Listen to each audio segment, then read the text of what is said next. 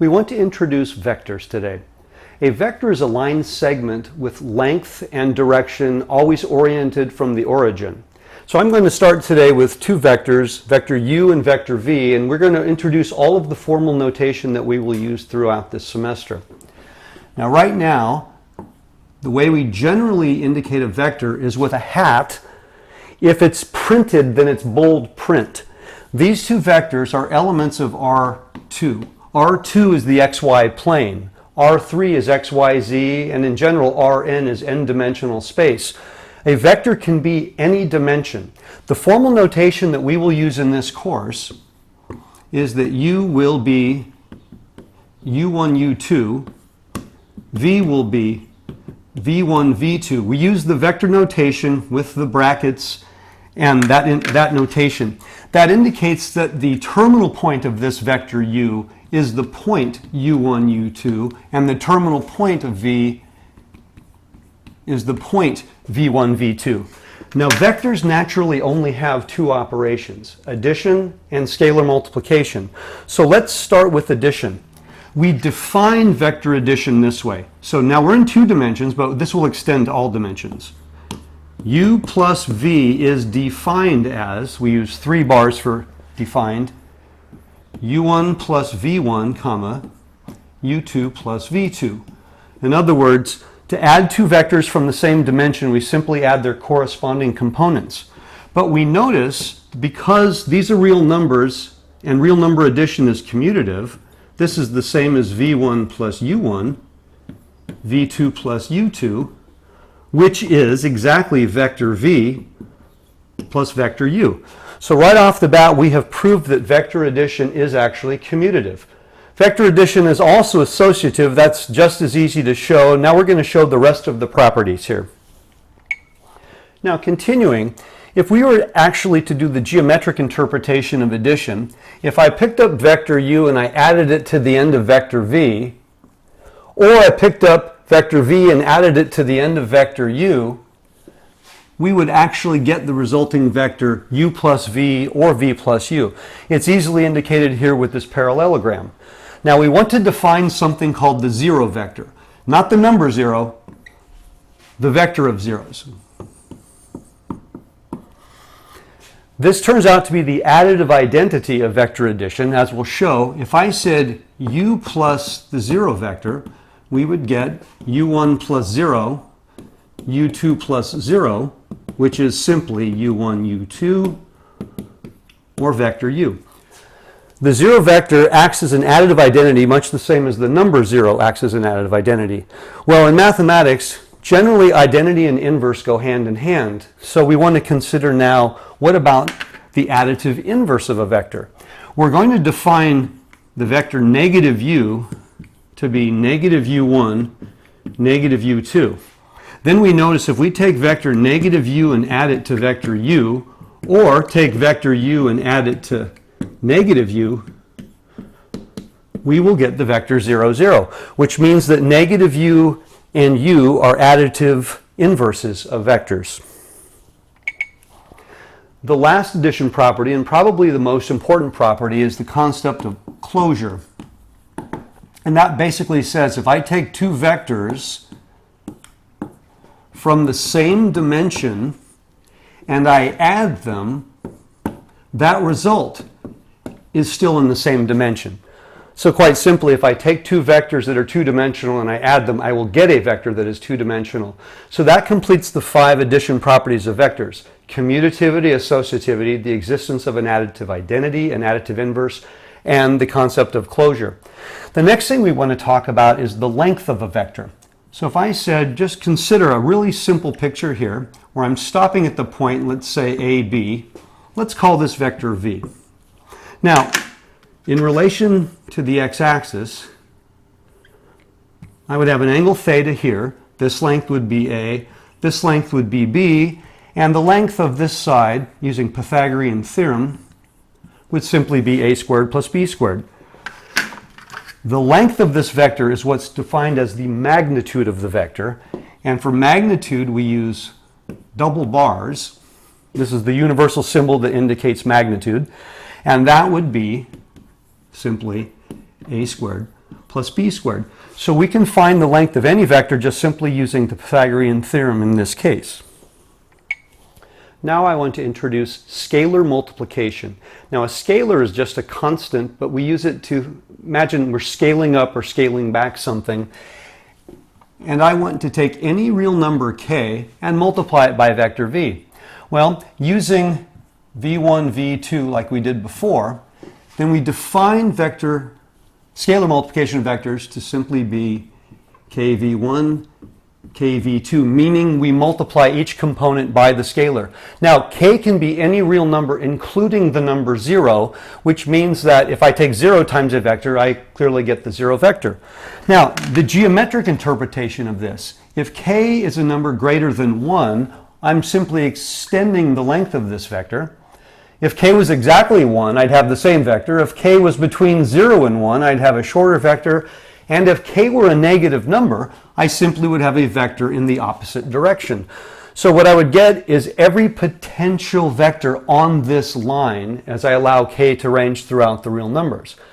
Now, scalar multiplication along with addition allows us to define something called a linear combination.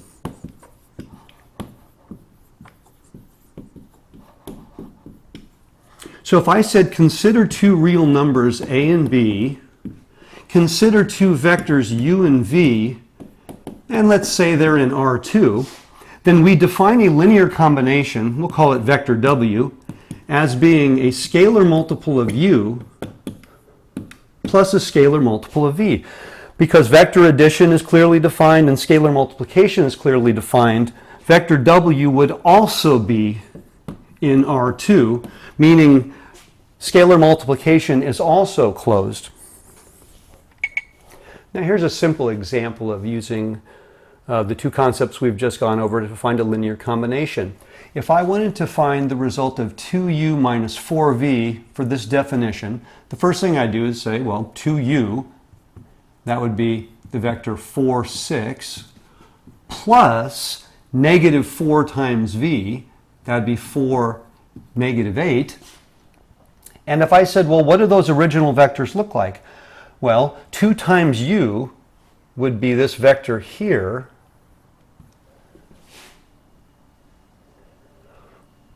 Negative 4 times v would be this vector down here. And when I add them together, I'd get the vector 8, negative 2, which again would be a result right here, which is the same idea as before. If I said, consider adding this one to the end of this one, or adding this one to the end of this one, I get to the same place. So it's a fairly simple algebraic notion to do this. Since a vector has magnitude and direction, if I said, I want to go in that direction, but am I going 1 unit? Am I going 1,000,000 units? How far am I going in that direction? If I just want to describe direction and not actually the distance, I want to create what's called a unit vector, a vector of length 1. Then if I said I want to go in that direction 100 miles, I take my vector of length 1 and I multiply it by the scalar 100 miles. So the way we do this is we first find the length of v.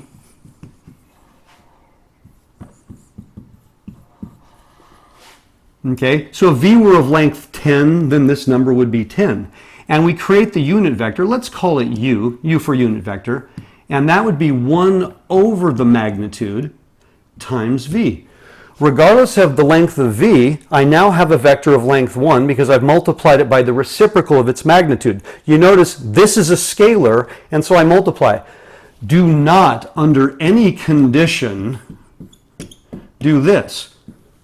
A vector cannot appear in a quotient because there's absolutely no operation of vector division defined. A vector cannot be raised to a power. I can't take the cosine of a vector. A vector can't be an exponent. For now, vectors can be added and multiplied by scalars, and that's pretty much it. So now what we want to do is look at some three-dimensional vectors and see if we can establish some properties for those. Consider the following rectangular prism of sides of length A, B, and C. I would like to find the length of the diagonal going from this corner forward to this corner here. So in other words, I want to find a three-dimensional diagonal. We don't have a simple formula for that in general, but I can create a right triangle. I can create a right triangle going this way and this way. Okay, I see that the right angle in this picture here, the right angle is right here. Okay. Correction, the right angle is right here. This is what happens when you have a two-dimensional picture of a three-dimensional object. I would like to find the situation here. Now, in this picture here, I know that length, that's C. Let's call this length D for diagonal, for lack of a better name. Now I know that D squared is the sum of the squares of the lengths of the other sides. Well, that side there is C squared. So the question is, what is this? Well, in this two-dimensional rectangle, I have a side of length A and a side of length B, so the sum of those squares is A squared plus B squared. And what this establishes is what I call the three-dimensional Pythagorean theorem. Using that previous result now allows us to find the length of a three-dimensional vector. So the usual orientation in 3 dimensions is we actually have the x-axis coming out of the board, y and z in this position. So I have some vector v, I'm projecting it down onto the xy plane, so v is coming out in 3 dimensions. I would like to find the length of v, but this is essentially just the three-dimensional Pythagorean theorem we looked at a moment ago.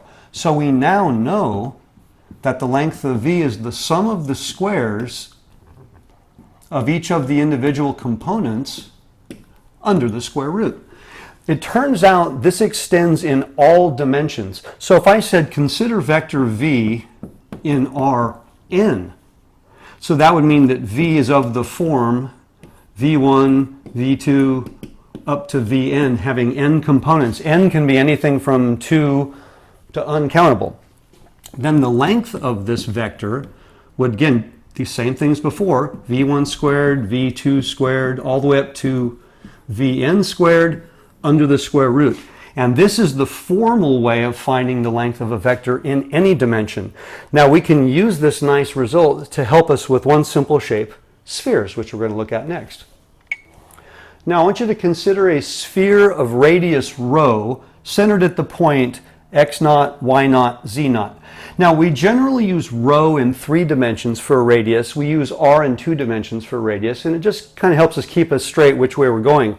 Now, using my 3-dimensional Pythagorean theorem, that I know if this x, y, z is any point on the outside of the sphere, then the sum of the squares of the distances must equal the square of rho, meaning the equation of this sphere is quite simply x minus x naught, quantity squared, y minus y naught, quantity squared, z minus z naught, quantity squared, equals rho squared.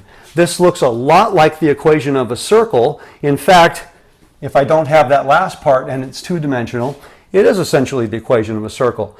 So if I gave you the center and radius of a sphere, you could easily tell me the equation. If I gave you the equation in expanded form, not factored form like this, you could complete the square to find the center and the radius. Now this completes our introduction to vectors.